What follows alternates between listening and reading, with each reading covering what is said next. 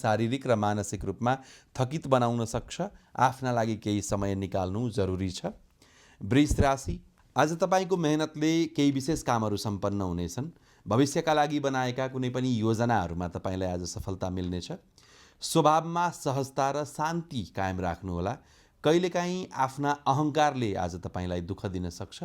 धेरै व्यावहारिक हुनुभयो भने पनि सम्बन्ध बिग्रिन सक्छ, ध्यान दिनुहोला।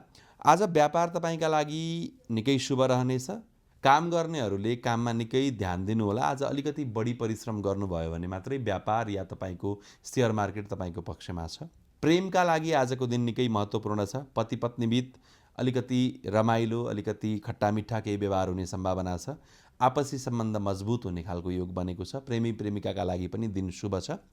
स्वास्थ्यका लागि चाहिँ आज तपाईँले प्रदूषणबाट बच्नुपर्ने हुन्छ। एसिडिटी या कुनै सङ्क्रमणका कारण पेट दुख्ने समस्या हुन सक्छ।